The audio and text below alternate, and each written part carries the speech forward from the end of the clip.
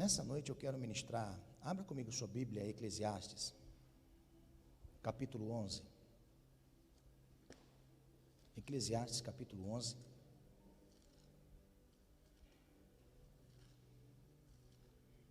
Um trabalho com excelência será reconhecido e recompensado. Reconhecido pelos homens e recompensado por Deus. Amém? Jeremias, ele traz uma palavra muito forte, irmãos, para aqueles que trabalham no reino, na obra de Deus. Aqueles que fazem com excelência, haverá recompensa de Deus. Amém?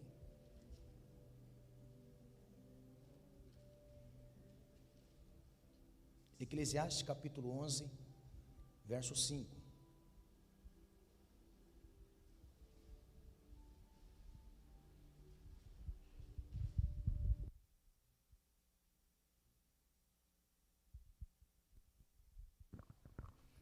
Amém? Os irmãos acharam? Glória a Deus. Glória a Deus. Diz assim, Eclesiastes capítulo 11, verso 5. Assim como tu não sabes qual o caminho do vento, nem como se formam os ossos no ventre da que está grávida, assim também não sabes as obras de Deus que faz todas as coisas. Amém? Glória a Deus. Deus tem um jeito de trabalhar e que nós não entendemos. Então nessa noite eu quero que você grave na tábua do seu coração: Deus tem um jeito de trabalhar. Amém? Glória a Deus. Pode sentar, irmão, por favor. Deus tem um jeito de trabalhar. E como é maravilhoso a gente ver o trabalhar de Deus. Eu gosto do livro de Eclesiastes, porque quem escreveu o livro de Eclesiastes é alguém que teve uma experiência com Deus grandiosa. Todos nós sabemos, Salomão, filho de uma mulher que não estava nos planos para estar com Davi. Batseba não era uma mulher que estava nos planos de Deus para estar com Davi, porque Batseba foi um instrumento de atração e de engodo para a vida de Davi. Eu posso dizer que Batseba foi um embaraço na vida de Davi. E nós conhecemos a história por detrás de uma vida. Esse menino vale ouro também, irmão. Esse menino é benção demais. Esse menino ajuda a gente aí no som aí de sábado, que é glória. Simão está formando discípulo aí, amém? Tá os dois irmãos, glória a Deus. Mas tem que balancear para subir aí, porque senão nós tem que reforçar a estrutura.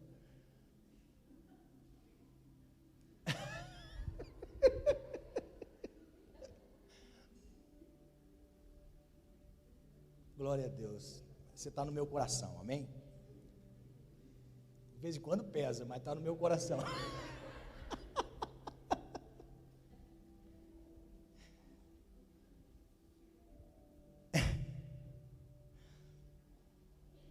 Glória a Deus. Eu louvo a Deus pela igreja, irmão, amém?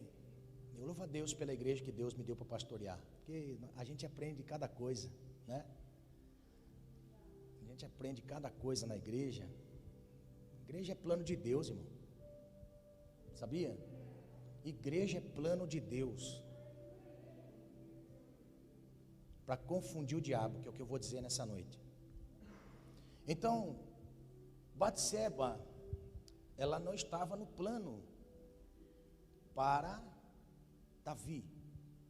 Então logo nós olhando a história, nós vamos pensar assim: puxa, mas que coisa terrível na vida de Davi, Sim, foi algo terrível que marcou a vida de Davi, porque não existe nada na Bíblia que fica escondido. Diante de Deus não fica nada escondido, tudo é às claras, tanto os acertos como os erros. Eu gosto de dizer que aquele que tenta esconder o erro,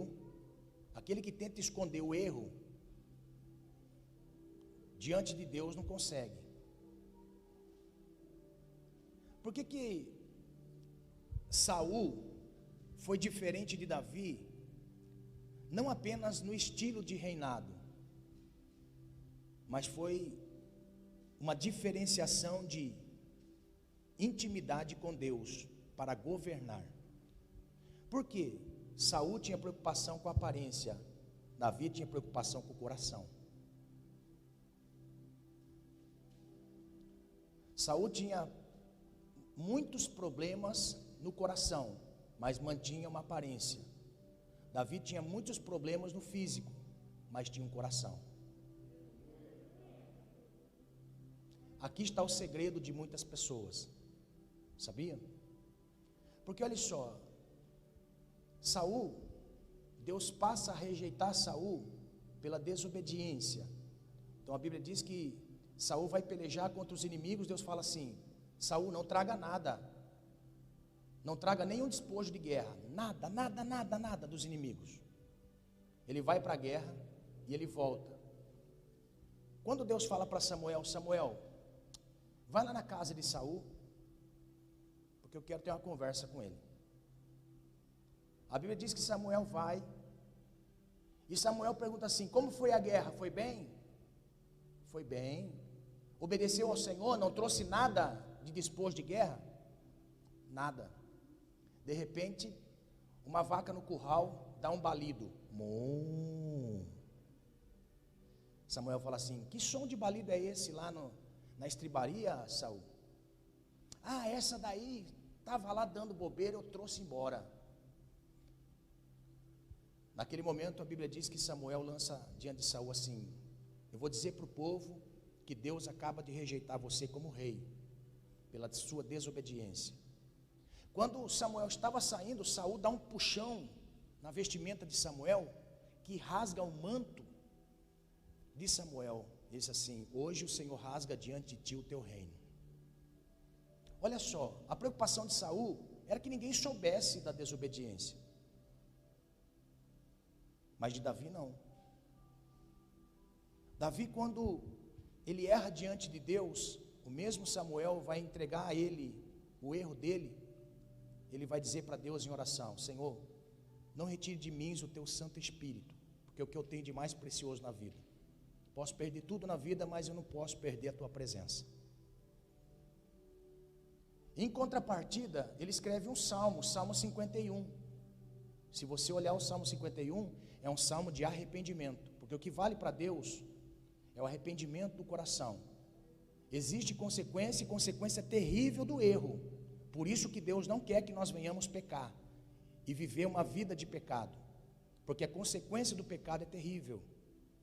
A consequência do pecado é terrível, e Deus não quer que a gente venha pecar. Por quê? Porque haverá consequências que não somente atingirão a nossa vida, mas toda a nossa família e a próxima geração. Assim como na vida de Davi houve algo tão terrível, que não se apartou da espada a sua família, ou seja, os filhos se rebelaram de tal forma que um mata o irmão, o outro persegue o pai para matar e é morto por um dos soldados de Davi. A espada não saiu da casa de Davi, e além de tudo, uma mancha, uma mácula no nome de Davi. É bom falar do Davi que vence gigante, mas o mesmo Davi que vence gigante, a Bíblia deixou bem claro, foi um homem que adulterou e pecou. Por isso não peque, não erre, não ande errado. Ah, mas Deus perdoa, nós estamos na graça, pastor. Graça, uma graça mal compreendida.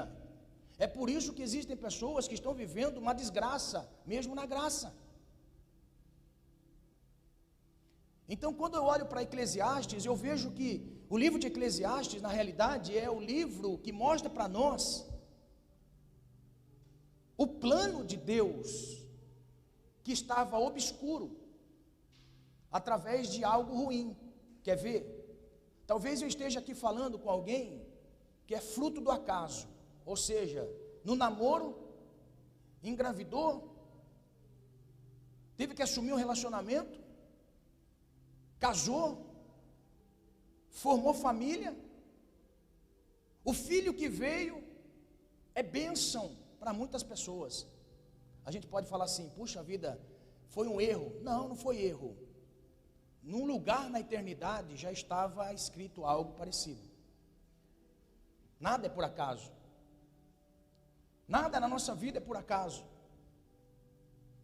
Então, quando eu olho para o livro de Eclesiastes, eu vejo Salomão, filho de Batseba, e que não era para ele ser rei de Israel, não era para ele ser rei de Israel, por quê? Porque tinha o primogênito de Davi, que era Absalão, e quando Absalão, na morte do pai, ou antecedendo a um período difícil na vida de Davi, de enfermidade e depois leito de morte, Absalão se rebela contra seu pai para assumir o trono, porque legitimamente era Absalão para assumir o trono. Ele prepara o trono, prepara o governo, prepara os súditos, prepara o corpo de administração para começar a reinar. Mas Deus fala assim, não é Absalão que vai reinar no seu lugar, Davi, mas sim Salomão, que vai reinar no seu lugar. Então a Bíblia mostra para nós que Salomão, ele é um projeto obscuro. Salomão é um projeto obscuro no meio de uma sociedade que anda pela vista. Salomão, na realidade, é um acidente de percurso. Humanamente falando, Salomão é um acidente de percurso. Mas quando nós olhamos para a vida de Salomão e as experiências que Salomão passa a ter com Deus, nós podemos afirmar, Salomão não é acidente de percurso. Salomão já estava escrito a sua história na eternidade. Isso é plano, propósito. A forma com que Deus tem, irmão, de pegar o caos e transformar em vida. Foi isso que aconteceu no Éden, na criação de todas as coisas. O caos, Deus pega o caos e coloca a vida. Aí a gente fala assim, nossa, Deus trouxe vida, mas isso já havia sido escrito antes de Deus fazer todas as coisas. Já existia no lugar na eternidade. Já existia em algum lugar nesse imenso universo, no infinito, já havia um plano pré-estabelecido na mente de Deus. Era mistério, mas já estava estabelecido. Então Salomão começa a escrever, e Salomão escreve livros maravilhosos. Ele escreve na juventude, Cantares de Salomão. Ele escreve Cantares de Salomão. Então por isso que eu entendo os jovens às vezes. Os jovens que estão precipitados, querendo arrumar uma namorada, querendo arrumar um casamento. Calma, você não vai ficar para titia, para titio, calma. Porque eu vejo Salomão também, Cantares, ele estava uma carta apaixonada para a sunamita. Aí eu vejo o tempo passando na vida de Salomão, ele escreve Provérbios, já tem alguns filhos.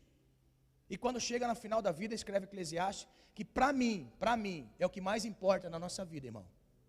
Quando uma pessoa chega para mim e fala assim, pastor, comecei a namorar, pastor. Aí você vê, encontrei o amor da minha vida. Calma, passa um tempo primeiro antes de você falar que é o amor da sua vida. A gente vê pessoas no relacionamento, em casamento, 2 meses, 3 meses, 5 meses, 1 ano de casamento. Encontrei a pessoa que eu mais amo. Aí você passa o tempo, você observa, meu Deus do céu, será que era a mesma pessoa que mais amava? Calma, espera. Quantas pessoas começam a fazer, pastor, comecei a fazer, pastor, agora eu quero ser, pastor, agora eu quero ir. Quando você vê, cadê? O mais importante na vida não é o começo, o mais importante na vida é o fim. O mais importante na vida é o fim. Quando eu vejo algumas pessoas falando do ímpeto, da força, aí eu falo assim, meu Deus do céu, começou agora. Começou agora. Deixa passar mais um tempo e sentir o fardo, o peso, começar a sentir o peso. Aí chega a algumas conclusões. Porque o melhor de todas as coisas não é o começo. Começar é bom, irmão. Tudo que nós começamos é bom. Começar no trabalho é bom, começar na igreja é bom, começar no ministério é bom, começar no casamento é bom, começar é coisa boa demais. Mas o que mais importa na vida é o final. É o final da vida, é o final. Quando nós chegamos a algumas conclusões a respeito da vida, e diga-se de passagem, irmão, quando a pessoa chega nos 50, ele já começa a pensar diferente. Ele já começa a ver a vida de uma forma diferente. Ele já começa a ter conclusões que antes ele não tinha, a respeito de variadas coisas na vida. Então Salomão escreve Eclesiastes no capítulo 11, no final da sua escrita, ele vai começar a usar alguns termos que talvez, ele observando, ele chegou a algumas conclusões, que é isso que é o mais importante, mas quando você observa alguma coisa, e aquilo fala com você. O sábio não é aquele que sai atropelando as coisas, atropelando. Você vê uma pessoa sábia quando ele começa a medir as suas palavras e chegar às suas conclusões. Este é o sábio. Como que você diferencia o sábio? O sábio é aquele que pondera no falar, porque ele refletiu antes de falar. E o tolo fala, irmão, o tolo fala. Fala para o pai, fala para a mãe, fala para o filho, fala para o sogro, fala para o cunhado, fala para o parente, fala para o amigo, fala disso, fala daquilo outro. O sábio é aquele que pondera para falar, por quê? Porque ele já observou algo, e aquele algo já falou no seu íntimo. Irmão, como que um homem, olha só, um homem tão sábio, irmão, tão sábio, poliglota, conhecedor de todas as ciências possíveis, porque Deus disse que ele seria o homem mais sábio da terra.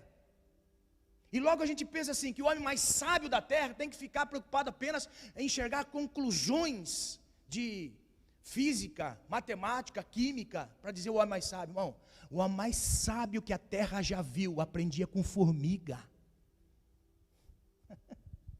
Você consegue imaginar?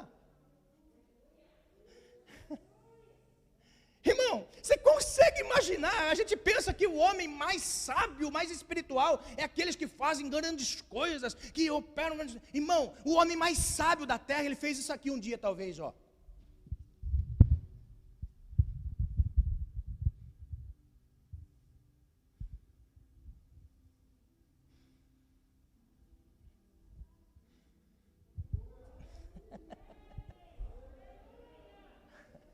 Aí ele chegou a uma conclusão assim, ele falou assim: é por isso que o preguiçoso nunca fica rico.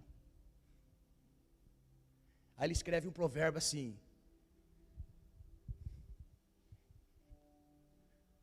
o preguiçoso nunca vai comer os frutos das suas mãos. Está entendendo? Olha só, o homem mais sábio da terra, o homem mais sábio da terra. Olha a sabedoria desse homem, olha a sabedoria desse homem. Ó, certa feita ele estava na sua casa, lá no seu palácio real, 700 mulheres, 300 concubinas, imagine quanta sogra, meu Deus do céu. Olha só, mas vamos voltar para o outro lado. Olha só, imagine ele lá sentado no sofá, sentado ali, a sua mulher lavando louça.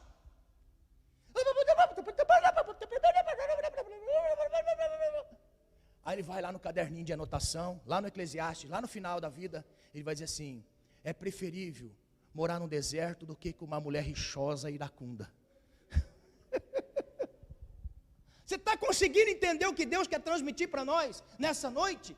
Chegar a conclusões a respeito da vida, e a própria vida nos ensina, a vida fala conosco, o que há na criação de Deus fala conosco. Então Salomão chega em Eclesiastes, que é o livro da sabedoria final da vida de um homem, que chega a conclusões, e ele começa a trazer para nós revelações maravilhosas. Capítulo 11 começa a dizer muitas coisas em código.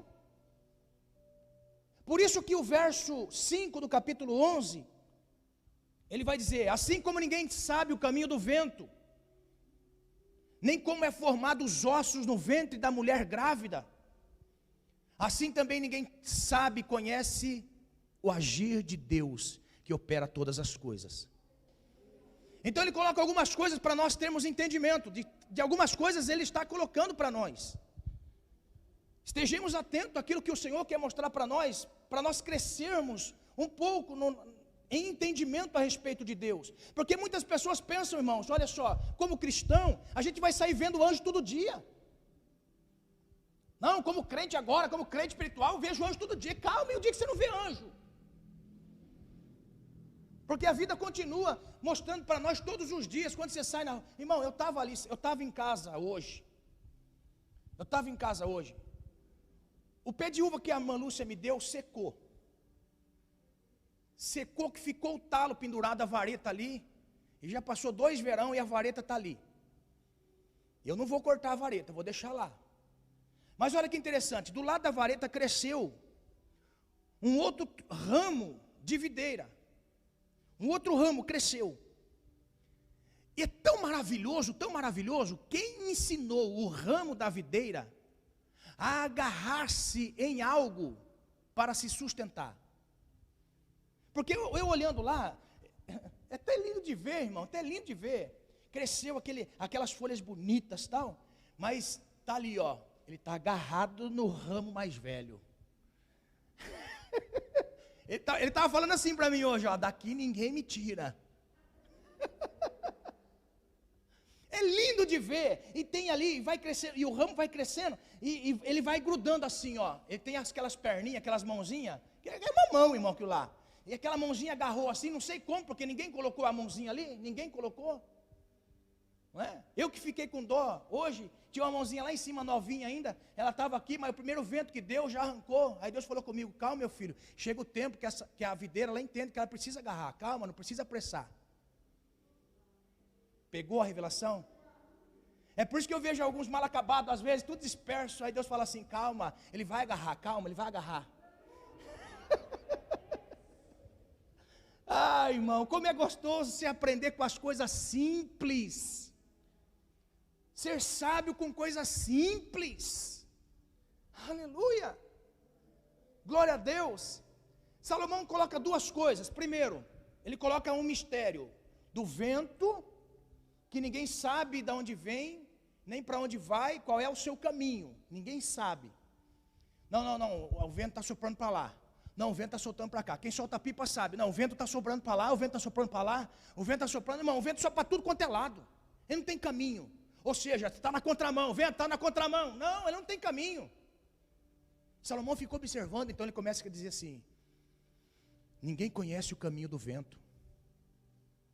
Certa feita ele estava do lado de uma grávida, começou a observar, falou assim: meu Deus do céu, tem uma vida aqui dentro. E a vida que está aqui dentro surgiu microscopicamente. Está entendendo? Quem que formou os ossos no ventre desta mulher grávida?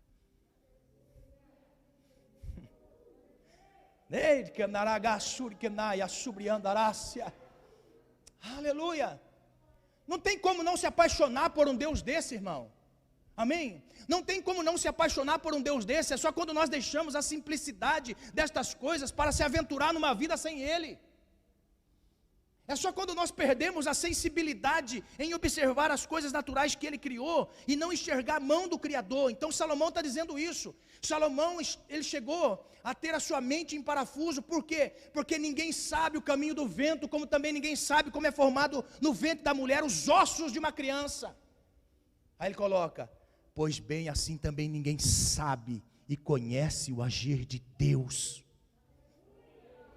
Então nessa noite o Senhor Ele quer mostrar para nós algumas coisas importantes, para nós termos mais confiança nele, sermos mais confiantes no Senhor, viver uma vida de mais confiança em Deus, a modo de que nós possamos experimentar coisas novas no Senhor todos os dias. Porque Deus não quer que a gente venha desistir da vida. Porque, irmãos, observe, quando você não sabe resolver algo na sua vida, o que acontece? Ou gera ansiedade, ou gera depressão. Quando você não consegue fazer funcionar aquilo que está débil na vida, que está dificultoso de se compreender e entender, quando nós não conseguimos gerir a nossa vida de tal forma a dar resultado, a primeira coisa que nós fazemos é desistir dela, é desistir daquilo que estamos fazendo. Muitas pessoas começam a olhar pessoas e fala assim, eu quero ser igual a essa pessoa. Então a pessoa vai lá, a pessoa toca um instrumento, e aquele instrumento bem tocado, irmão, é lindo demais, não é? Quando você vê alguém tocando um instrumento de sopro, um instrumento de corda, bem tocado, e você começa a observar, você fala assim, nossa, eu quero aprender. Houve um fruto de inspiração na pessoa que ouvia. Aí vai você, compra o violão, ou compra um instrumento de sopro, vai você.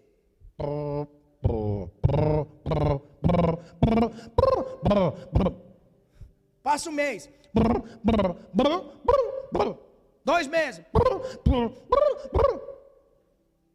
O que a pessoa fala? Ah, deixa quieto isso aí. Não é? É algo natural, a pessoa lá, compra o violão, irmão. Eu sei porque aconteceu comigo, ó. Vi as pessoas, nossa, eu vou entrar na aula de violão, eu vou fazer. O violão está lá em casa, lá, faz muitos anos. Está guardadinho. Mas olha só, quando você começa a pegar para tocar, você fala assim, meu Deus, que negócio, não sai som. Então o que acontece com a gente? A gente vai desistir. É isso que acontece com todas as pessoas. Todas as pessoas que não conseguem resolver os problemas da vida. Ou ele desiste da vida, ou ele agora quer passar a conhecer os planos e a obra de Deus. Os propósitos de Deus para a vida. É aí que nós vamos descobrir, conhecer o agir de Deus. É quando nós olhamos as nossas limitações e nós não conseguimos compreender muitas coisas, é aí que eu quero começar a descobrir as coisas de Deus. Então, quando Salomão ele escreve isso, ele transmite a nós algo importante. Primeira coisa, que Deus trabalha de 2 formas: invisibilidade, ou seja, Deus não mostra para nós como Ele está trabalhando. É por isso que gera em nós uma frustração muito grande, porque nós queremos que Deus faça da forma que eu quero, da forma que eu acho que deve ser, porque isso é uma luta constante em nós, é uma luta constante em cada um de nós. O Deus invisível opera longe do nosso alcance visual. O Deus invisível opera nos bastidores, quando ninguém vê, quando ninguém enxerga. Deus está agindo no invisível, é quando ninguém enxerga. E Deus trabalha de uma forma imprevisível, ou imprevisibilidade. É inglês. Glória a Deus. Estou falando inglês, né, Gabi? Glória a Deus. Amém? Estou falando inglês, irmão. States. Amém? O ano que vem nós vamos partir. Amém? Esses dias atrás chegou uma pessoa em mim e falou assim, pastor, quando você vai para os Estados Unidos? Pastor, falou, ano que vem. Só se Jesus batizar no Espírito, na língua americana. Aí eu vou. Amém, irmão? Tem dia que a gente sonha, né? Antes a gente sonhava, falava. Hoje a gente sonha e escreve. Não é? Hoje a gente sonha e escreve. Antigamente eu sonhava e falava. Hoje sonha e escreve. Então vamos lá. Então, da forma imprevisível, Deus não mostra para nós que momento Ele vai agir, de forma que Ele vai agir, porque é imprevisível. Ele não está com o outdoor dizendo, eu vou fazer hoje, se prepare. Não, Ele faz quando nós menos esperamos, Deus faz. Então são 2 formas de Deus fazer, 2 formas de Deus agir, 2 formas que Deus age. E é por isso que confunde não só a nossa cabeça, mas a cabeça do diabo também. E eu louvo a Deus por isso, porque o diabo fica doidinho para saber o que Deus quer fazer, irmão. O diabo fica doidinho para querer saber o que Deus está fazendo. E não sabe. Então, 2 formas, invisível e imprevisível. Quando nós olhamos para a fé me faz ver aquilo que Deus está fazendo. Porque a fé é um firme fundamento das coisas que não se veem e convicções das coisas que se esperam. Isto é fé. Fé é você enxergar aonde não existe. Mas como um fundamento de fé também te faz esperar e acreditar em Deus. Fé não é areia movediça. Fé não é aquele negócio assim, ó, é superstição. não é? Palavra positiva, não. Fé é você continuar caminhando mesmo que todas as coisas estão dizendo para você que não dá. É você continuar caminhando, isso é fé. Pensamento positivo é assim, quando tudo está contrário e quando tudo parece chegar ao fim, ele desiste. Ele abandona, ele para. A fé não, a fé te faz continuar caminhando, sabendo que você está com Deus. Que de uma maneira ou de outra, no invisível, de uma forma imprevisível, Ele vai fazer. Isso é fé. Então agora, olha só que interessante. A forma com que Deus age não impede de nós continuarmos acreditando. Só que a forma que Deus age, ela não é lógica. É aqui que confunde a cada um de nós. Porque não é razão. Lógica é razão. Existem alguns grupos que são grupos que defendem uma tese, o ateu. O ateu tem uma razão de ser ateu. Por quê? Porque ele buscou conhecer a Deus e não encontrou, na forma de razão e lógica. Como é que pode chegar a uma conclusão uma pessoa dessa? Ele olha o mal no mundo e vai dizer assim: Deus não existe, porque o mal existe, porque as coisas ruins existem. Olha quanta coisa ruim existe no mundo, Deus não existe. Ele chegou a uma conclusão lógica pela sua razão. Ele apontou que todo mal que existe no mundo é a falta de Deus, a ausência de Deus. Tem como uma pessoa, irmão, se apostatar da fé? Olha só o que eu vou dizer. Tem como uma pessoa se apostatar da fé por não ver Deus agindo de uma forma que ele achava que deveria agir. Ele chegou a uma conclusão: Deus não existe. Por quê? Porque ele não fez algo na minha vida que eu esperava que fosse feito. Se frustrou, abandonou e luta contra a existência de Deus. Deus não existe. Existem pessoas, crentes, que por aquilo que ele acredita, ele é comedido. São aqueles que, comedido no seu entendimento e lógica, eles dizem: Deus pode ir até aqui, além daqui ele não vai mais. É uma lógica humana racional. Ele acredita em Deus, acredita no poder de Deus, mas limita Deus na sua essência. E tem aquele que crê em Deus, que professa fé em Deus, que mesmo a sua razão dizendo para ele ao contrário, ele continua na mesma posição, crendo em Deus. Nós temos testemunho de Jó. Ele disse, ele vai ao extremo e vai dizer assim: ainda que ele me mate, eu continuo esperando nele. Por quê? Porque o agir de Deus foge da lógica humana. Então olha só, uma forma de Deus agir que é imprevisível e invisível, nós chegamos a algumas conclusões de que Deus não existe. Por quê? Porque é uma forma de raciocinar, de pensar. A outra forma de Deus trabalhar, nem o diabo entende a forma que Deus age. Nem o diabo consegue compreender como Deus age. E aqui, irmão, está um mistério revelado para cada um de nós, para crermos que Deus tem um cuidado na nossa vida. Olha só, eu me apoio sempre na base de que Jesus estava instruindo seus discípulos, e Jesus diz: olha, você entregue na mão dos pecadores. Sempre digo isso, porque é aquilo que eu tenho de base para apoiar a minha fé.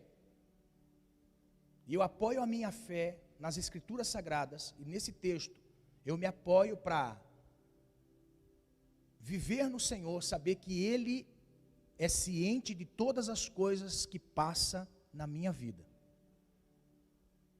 Por isso, quando você se apoia na Bíblia Sagrada, na Palavra de Deus, como o salmista diz, lâmpada para os pés e luz para o caminho, lâmpada para os pés nesse ambiente que nós estamos sendo revelados por Deus.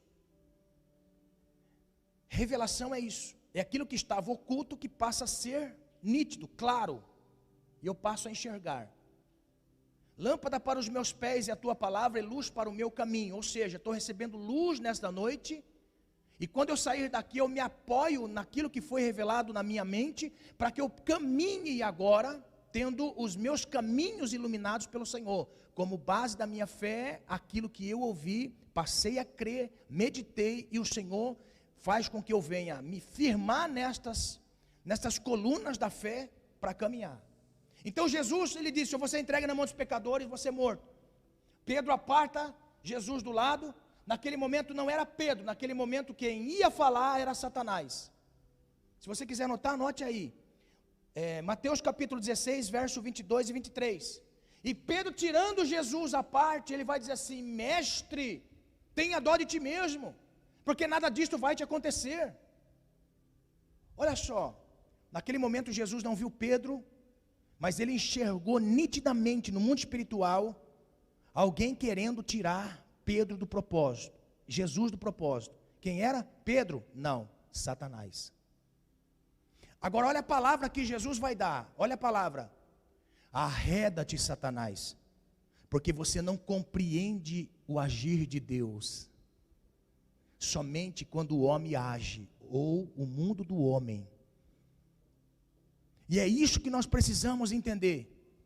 O diabo não conhece o agir de Deus, ele não sabe o agir de Deus e não conhece o agir de Deus. É por isso que nós, como igreja do Senhor, temos que ter esse entendimento, porque ele não sabe e não conhece a forma que Deus age em cada vida. Aleluia. Por isso eu quero dar uma palavra aos advogados do Satanás. Olha só, aqueles que defendem coisas que nem mesmo no plano de Deus está.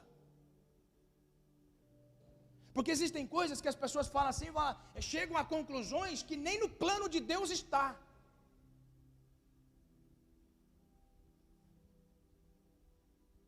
Nem no plano do Senhor está. Porque o plano do Senhor é perfeito. Quando Deus tem estabelecido na vida de alguém chamado, propósito, salvação, vida, ânimo, fé, força, nós não podemos chegar a conclusões, porque nós não sabemos como Deus age na vida de cada um. Aleluia. Aleluia.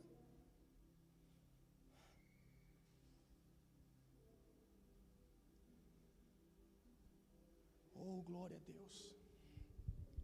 É por isso que eu creio, irmão, que quando uma pessoa chega e diz assim: pastor, agora eu entendi um propósito de Deus, vou estar de pé no Senhor. Glória a Deus, eu acredito. Então, o diabo não conhece o plano de Deus e a propósito de Deus. Ele vai passar a saber quando traz a existência. Jesus estava no deserto, levado pelo Espírito, 40 dias de jejum. O que o diabo vai chegar para ele dizer? Se tu és o Filho de Deus, porque eu ouvi no seu batismo. Então, se tu és o Filho de Deus, transforma agora as pedras em pães. Ele não sabia, não tinha convicção, porque ele não sabe o propósito de Deus.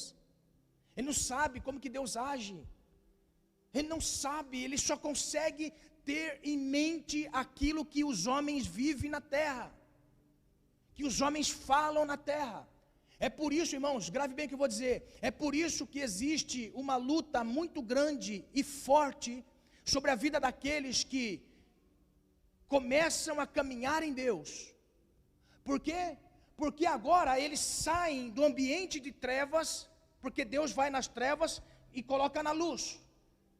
Preste atenção no que eu vou dizer, porque agora é forte. Você vai entender e compreender o porquê é que você às vezes passa por coisas que você não imaginava passar depois de crente. Olha só, você estava no mundo pecador, caído nas trevas. Vai Deus, tira de lá. Tira de um reino e coloca no outro reino. Preste atenção, Ele não tira cada um de nós de uma religião e coloca na outra religião. Ele não tira a cada um de nós de um ambiente social e leva para um outro ambiente social. Não, Deus, quando Ele vai lá no pecado, Ele tira-nos das trevas e coloca no reino da luz. É por isso que algumas pessoas dizem assim: nossa pastor, mas é agora que eu estou passando por luta, agora que eu estou passando por problema, eu não estou conseguindo entender. Agora quanto mais eu rezo, mais diabo aparece. Calma, é assim mesmo. Porque o diabo não sabia o propósito que Deus tinha na sua vida antes da luz. Ele passou a ver, por quê? Porque um dia você recebe o convite para estar no ambiente, ouvindo a palavra de Deus, aí você vai, naquele momento ali, você é esclarecido, Deus pega daqui e põe para lá.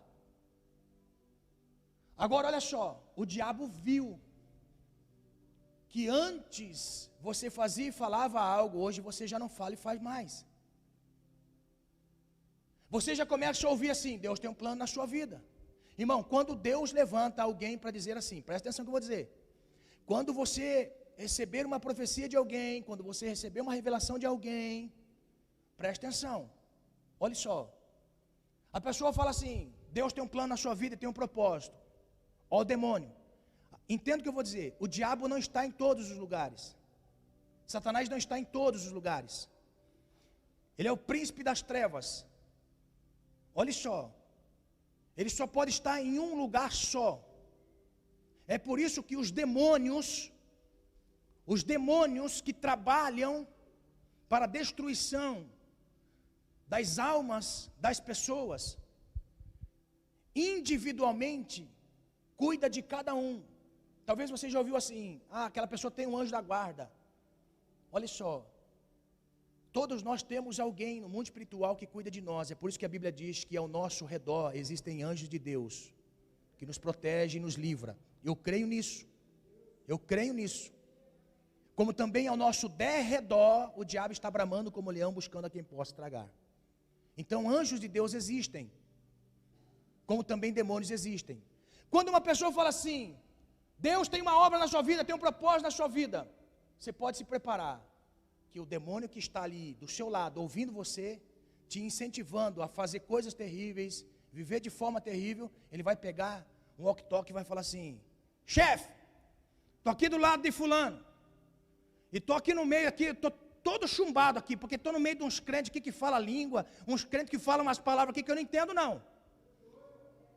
Eles falam, tem uns que falam inglês, português, espanhol, já vi de tudo, mas essa língua que uns crentes aqui falam, eu não conheço não.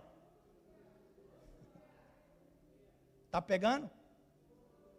Você está pegando por que você tem que buscar o batismo no Espírito Santo, falar línguas estranhas? Porque quem fala línguas ora a Deus. Você está entendendo por que você tem que orar em línguas? Você está entendendo por que você tem que falar em línguas? Você tem que orar em línguas. Para que o mundo espiritual não saiba o que você está orando.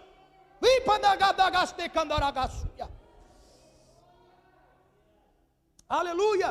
Aí tem pessoas que falam assim, não precisa não, pastor, não precisa falar em língua não. Paulo fala, quem ora em língua, ora melhor, porque fala direto com Deus. Olha a palavra que ele usa, ora melhor. Não quer dizer que a oração no seu idioma não tem função. Entenda isso. Entenda isso. Amém?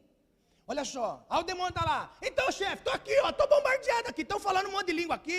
E estão orando. Eu já vi os companheiros meus sendo expulsos desse lugar. Pegou? Agora eu estou aqui no meio deles aqui. E levantou uma pessoa, para essa pessoa aqui que o senhor mandou cuidar, mandou desgraçar a vida dele. Levar ele para a pingaiada, para o mundanismo. O senhor me autorizou a desgraçar toda a família dele. Eu estou aqui agora, e ele recebeu uma palavra de uma pessoa, dizendo assim que sabe aquele nome, chefe? Aquele nome? Aquele nome que te expulsou daí de cima aí?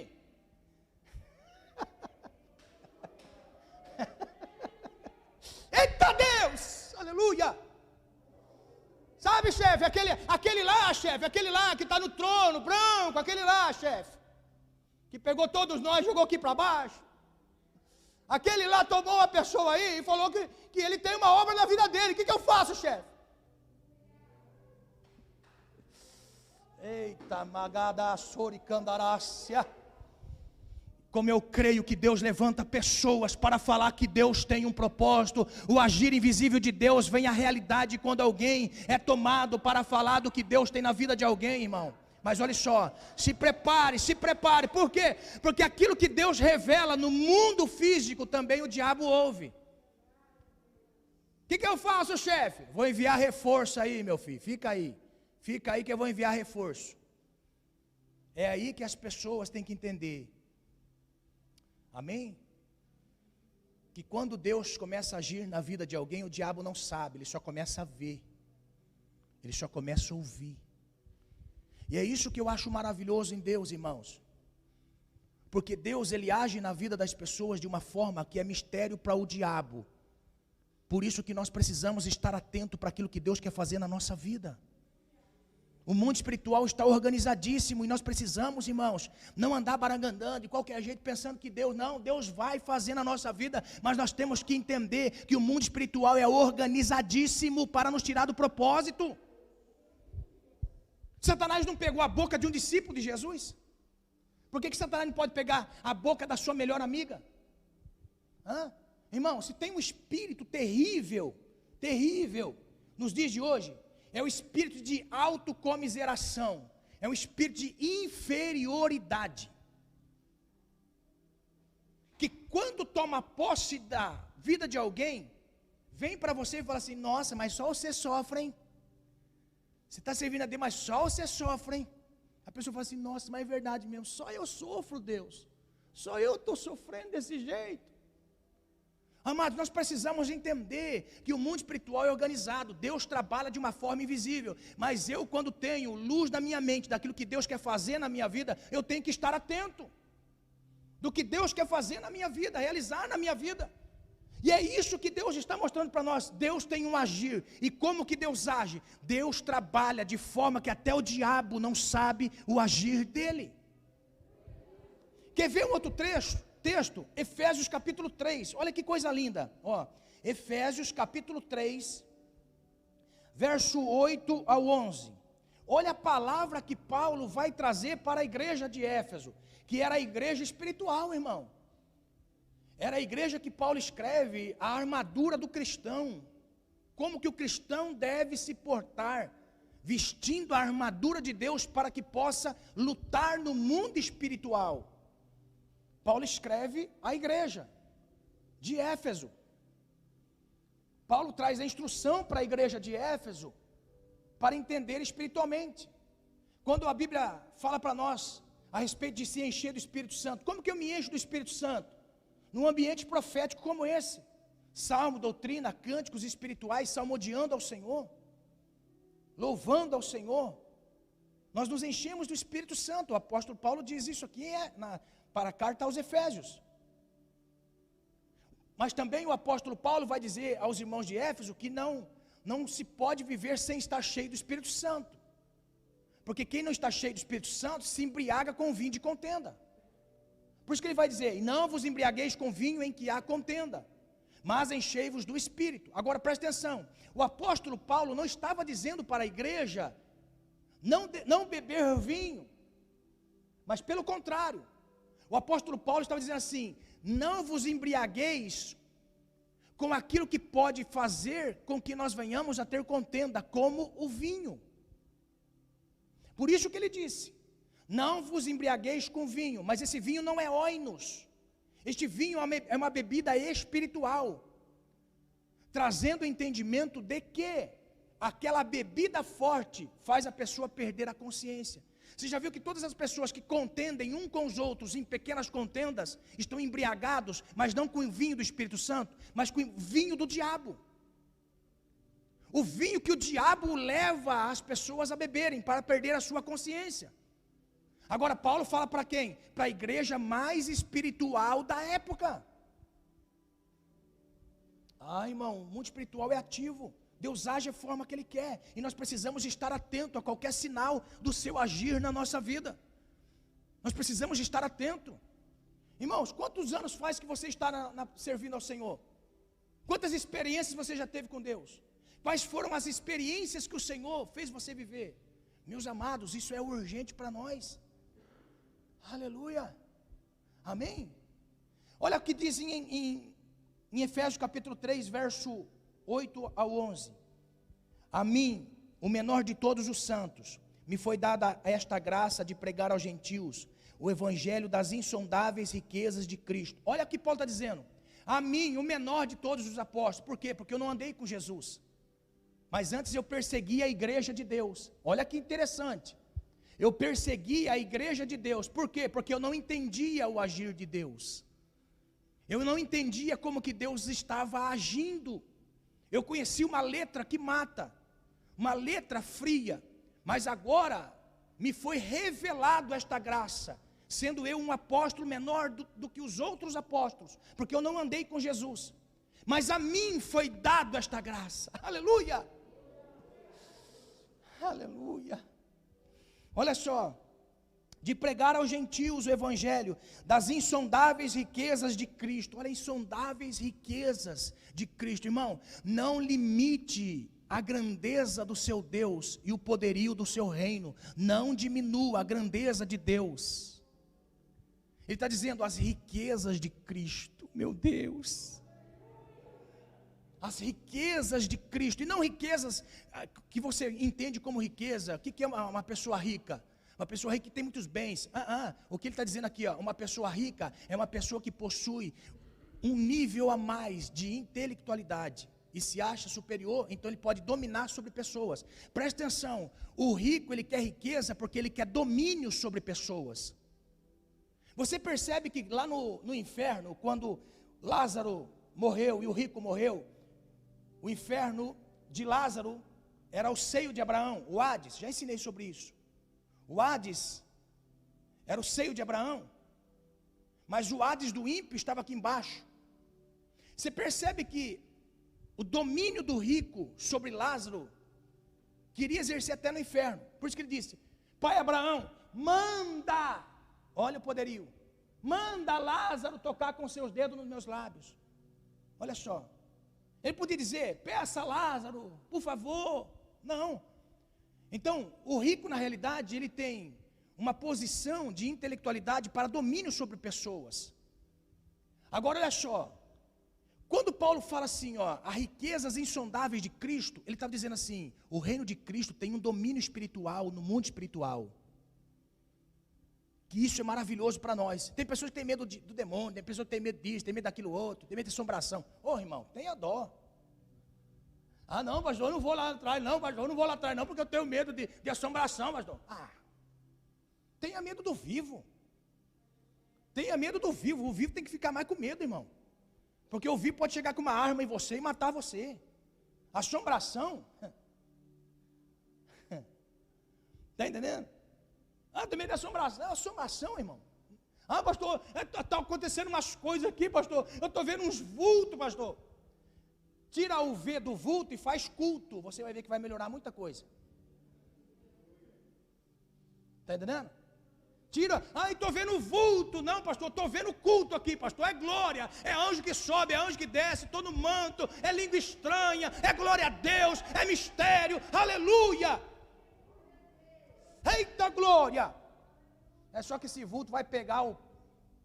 Então Paulo está falando assim, as riquezas insondáveis, ou seja, o Senhor, Ele nos colocou no nível do reino de Deus, para desfrutar das suas riquezas, da sua autoridade.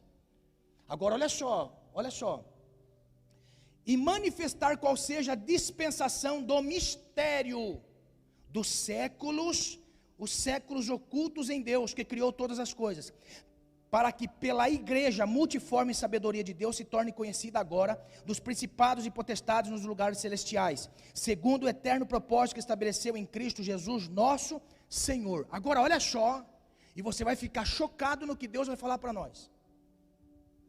O agir de Deus foi tão tamanho para com a igreja de Deus, que o apóstolo Paulo falou assim, aquilo que estava oculto antes da criação e fundação do mundo, agora se tornou revelado pela igreja de Cristo.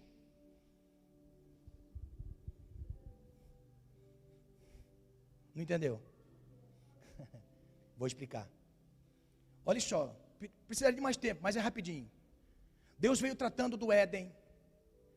Todas as pessoas que se levantavam e caía, se levantava e caía, se levantava e caía. Deus levanta Abel para ser a referência, vem Caim e mata Abel. Deus levanta Noé, Noé erra, embebeda, amaldiçoa. Deus levanta Moisés, Moisés erra. Olha só, vai entrando, Abraão, Isaac, Jacó, todo mundo. Os profetas, reis, todos que se levantavam com um propósito de redenção da humanidade falharam. Quando chega Cristo, foi fiel até o final. Cristo foi fiel até o final na crucificação. Naquele momento da cruz, o apóstolo Paulo diz em Colossenses 2,14, que o Senhor pagou a dívida, a cédula que era contra nós nas suas ordenanças, o Senhor cravou na cruz. Agora olha só, nos libertou dos principados e potestades. Na minha linguagem agora, tripudiou sobre os demônios.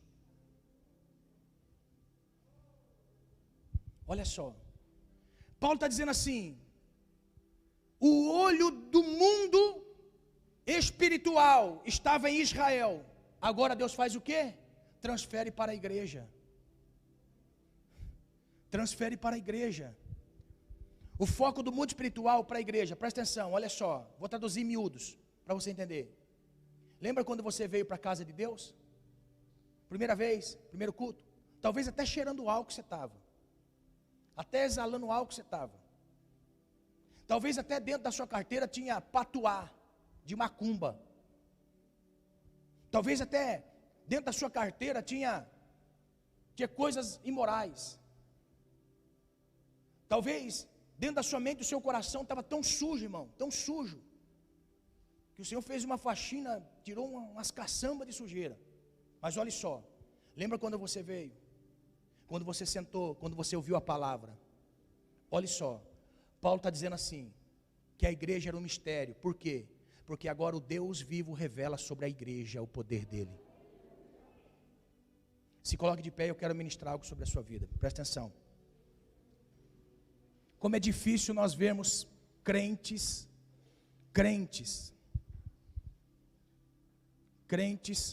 com medo do diabo, crentes precisando de libertação,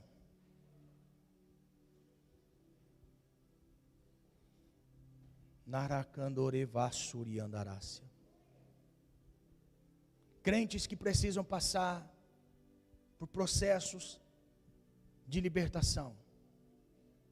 Eu vou liberar uma palavra para você nessa noite, no seu entendimento. Deus já agiu na sua vida. Deus já te libertou de todo espírito de inferioridade. Deus já te libertou de todo espírito imundo. Deus já te libertou. Deus já fez uma varredura na sua casa.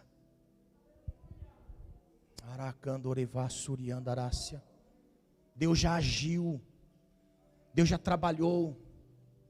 Deus já fez. Aleluia. E nessa noite o Senhor está querendo que você tome a posição de dizer assim: nunca mais esse medo vai tomar conta de mim.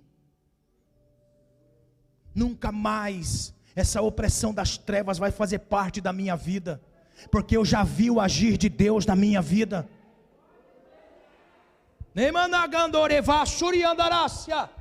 Hoje é noite de poder de Deus sobre nossas vidas, o agir de Deus para libertar das garras do mal, em nome do Senhor Jesus. Que toda maldição que está sobre a sua vida seja repreendida nessa noite, em nome de Jesus Cristo.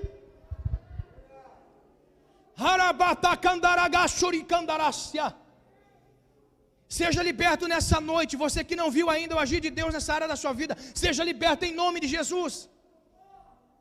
Você que está aqui pela primeira vez participando deste culto, você que está na internet, você está vendo o agir de Deus sobre a sua vida. Esta ânsia de vômito que você está tendo, é Deus que está removendo de você toda obra de macumbaria agora.